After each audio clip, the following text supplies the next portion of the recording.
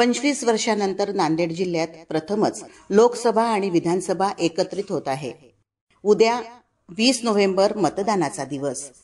गेल्या महिनाभरापासून राबत असलेल्या शासकीय यंत्रणेच्या कर्तव्यपूर्तीचा आणि लोकशाही उत्सवातील महत्त्वाचा मतदानाचा दिवस।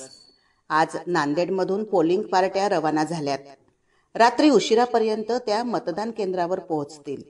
दिवसभर कर्मचाऱ्यांची लगबग सुरू होती आणि दुपारी जिल्हाधिकाऱ्यांनीही कर्मचाऱ्यांसोबत काही क्षण घालवले। उद्याच्या महत्त्वाच्या मतदान दिवसाच्या शुभेच्छाही त्यांनी कर्मचाऱ्यांना दिल्यात।